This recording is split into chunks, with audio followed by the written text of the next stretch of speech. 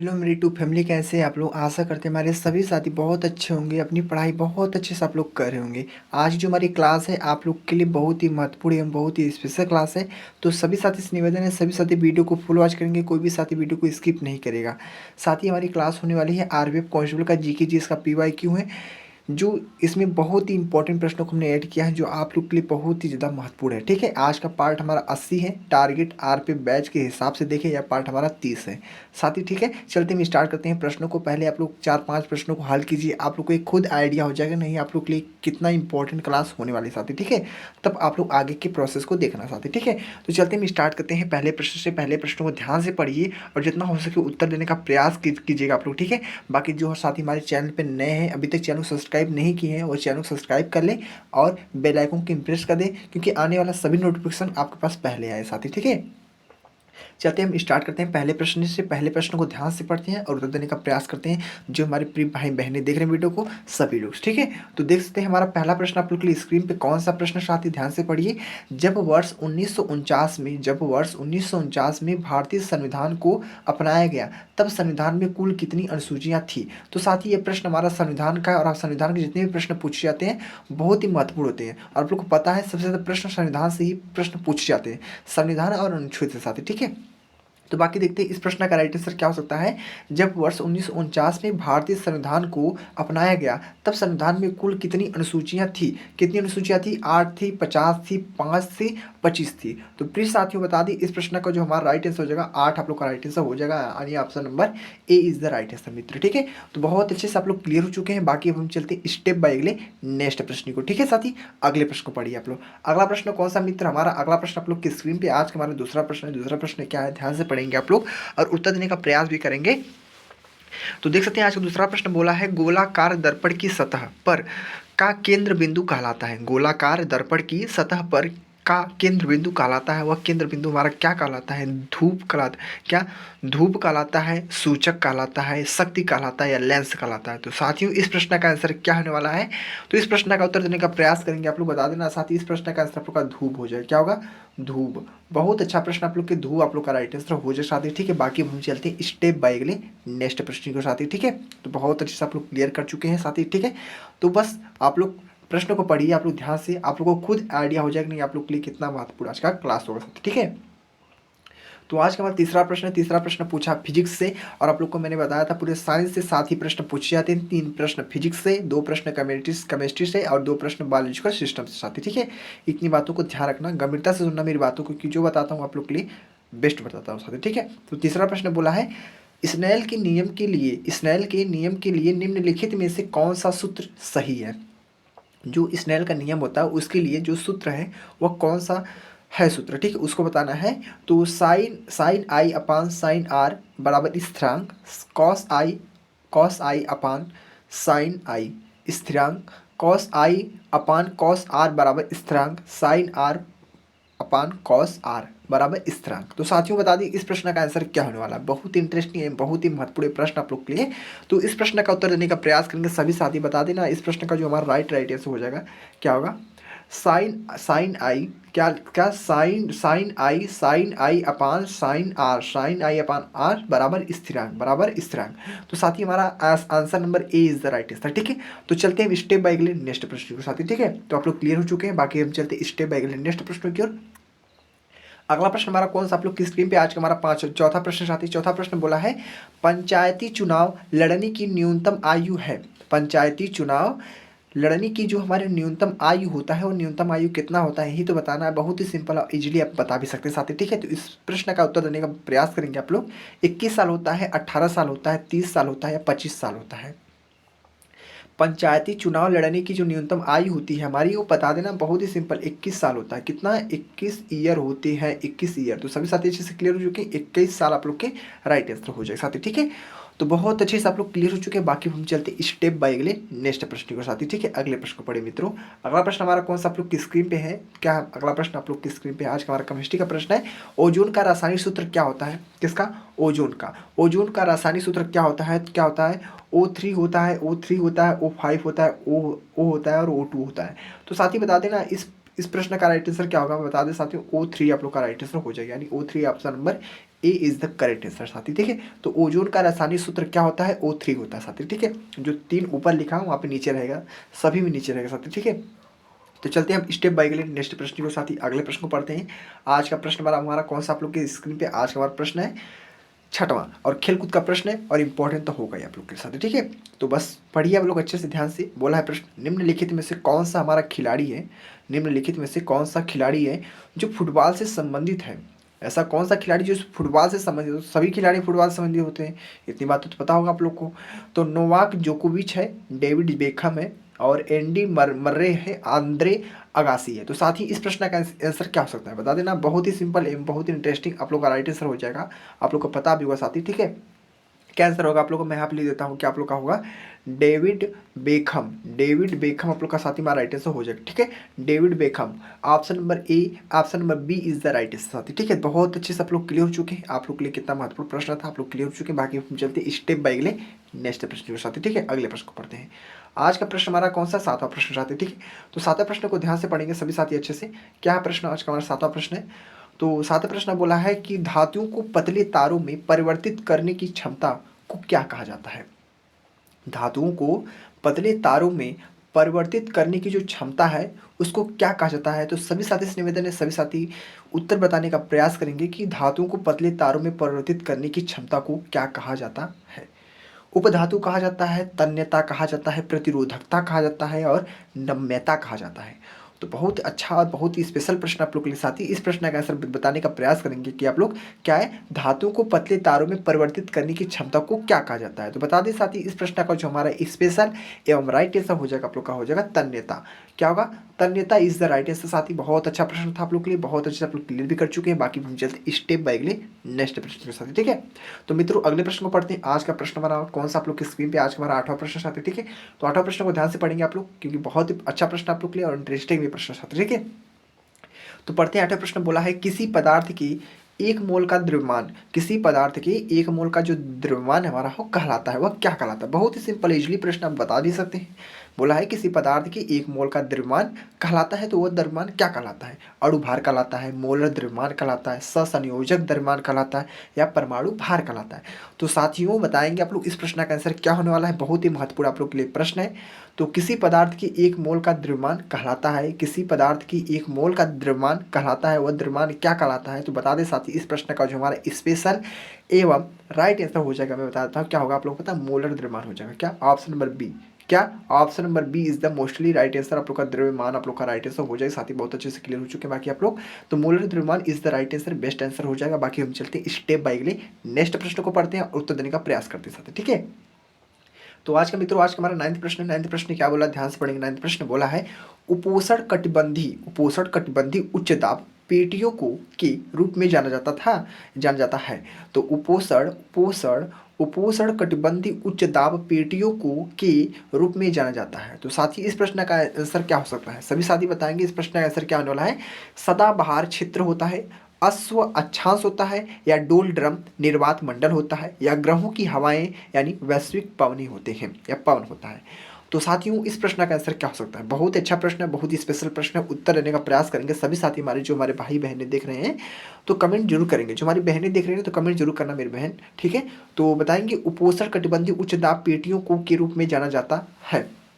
तो बताएंगे अश्व अक्षांश क्या होगा, अश्व अक्षांश आप लोग का साथी हमारा राइट आंसर हो जाएगा, जो आप लोग के लिए बहुत अच्छा प्रश्न था, अश्व अक्षांश। ठीक है, तो क्लियर हो चुके हैं, option number B is the mostly right answer हो जा सकते हैं। ठीक है, बाकी अब हम चलते हैं स्टेप बाय अगले नेक्स्ट प्रश्न की ओर। अगला प्रश्न हमारा कौन सा आप लोग के स्क्रीन बोर्ड पे आज हमारा 10th प्रश्न है। तो 10th प्रश्न क्या बोलता है, ध्यान से पढ़िए आप लोग।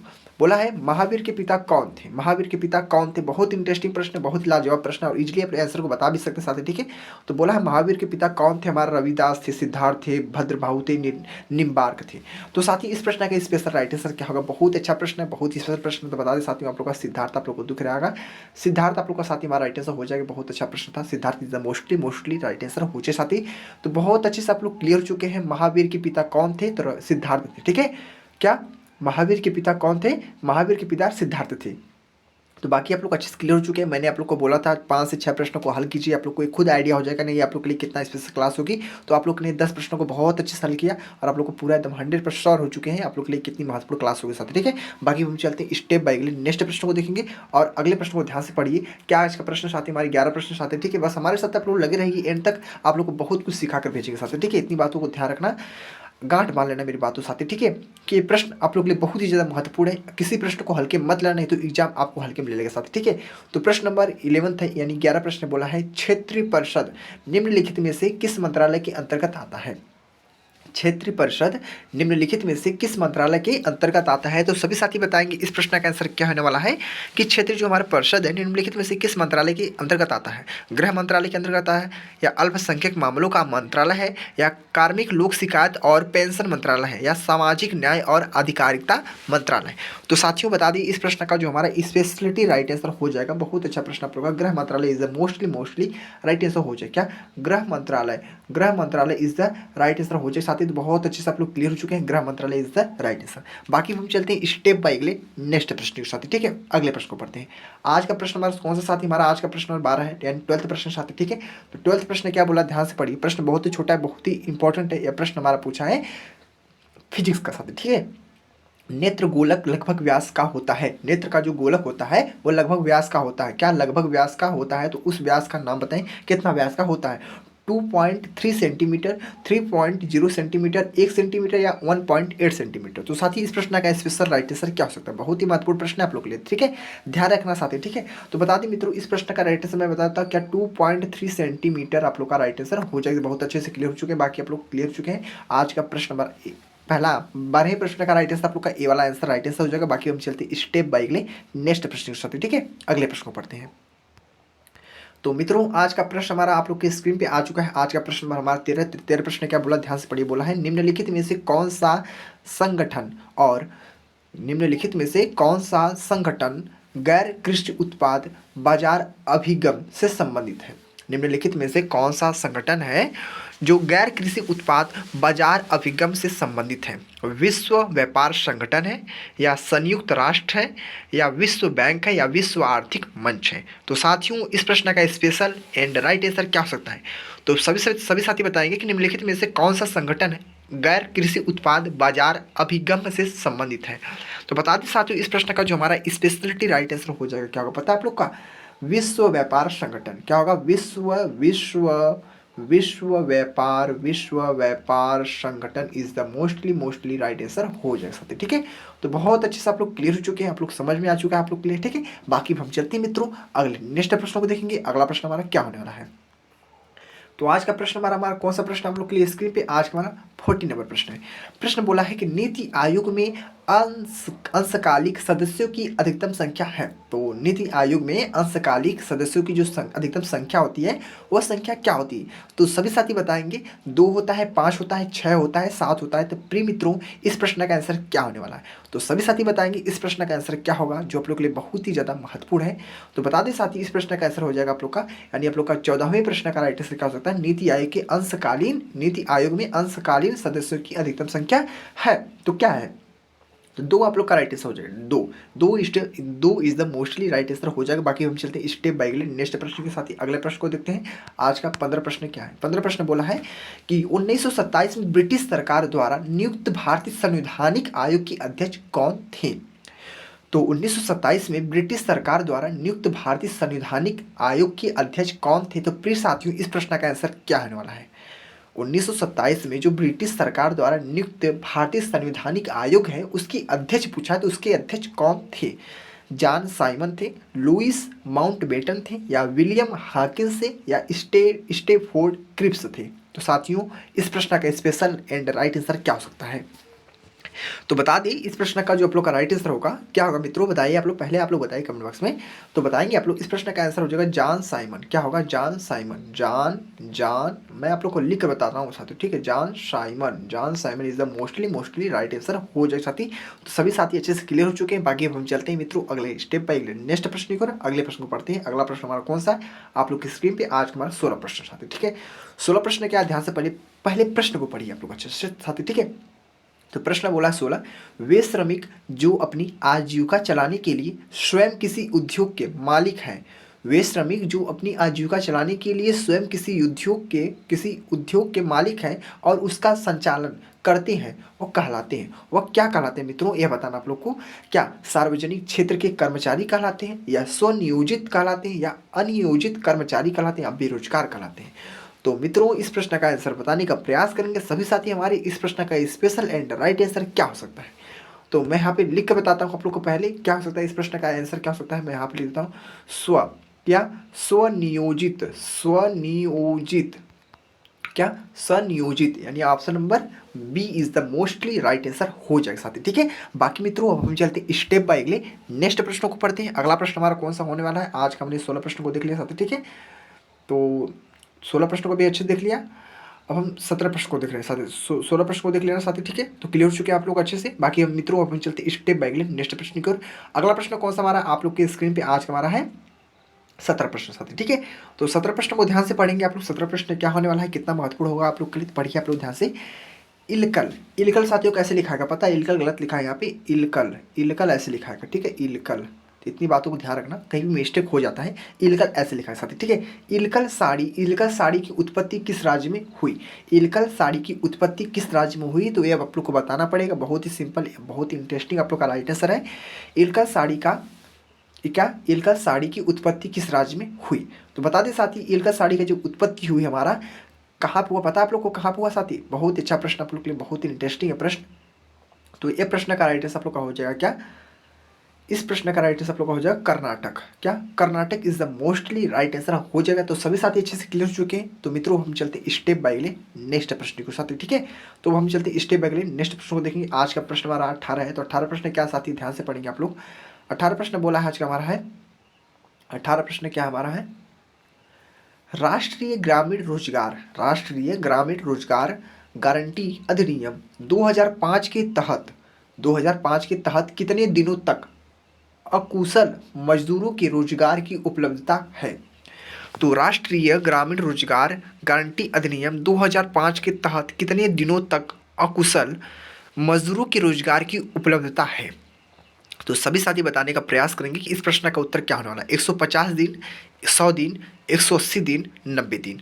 तो राष्ट्रीय ग्रामीण रोजगार गारंटी अधिनियम 2005 के तहत कितने दिनों तक अकुशल मजदूरों के रोजगार की उपलब्धता है। तो साथियों बता दें आप लोग का बहुत ही सिंपल एवं राइट आंसर आप लोग का हो जाएगा 100 days is the right answer. ठीक है, 100 डेज। ठीक है, तो क्लियर हो चुके हैं आप लोग अच्छे से, 100 दिन आप लोग का राइट आंसर हो जाएगा साथी। ठीक है, तो अब हम चलते हैं स्टेप बाय नेक्स्ट प्रश्न को देखेंगे साथी। अगला प्रश्न हमारा कौन सा होने वाला है आप लोग की स्क्रीन पे। आज का प्रश्न हमारा साथी है आज का 19 प्रश्न साथी। ठीक है, 19 प्रश्न क्या, ध्यान से पढ़िए आप लोग। 19 प्रश्न क्या है, ध्यान से पढ़िए। आज का 19 प्रश्न बोला, 19 प्रश्न, वर्ष 1879 में अफगानी शासक याकूब खान के साथ किस सरकार ने गंडमक की संधि पर हस्ताक्षर किए।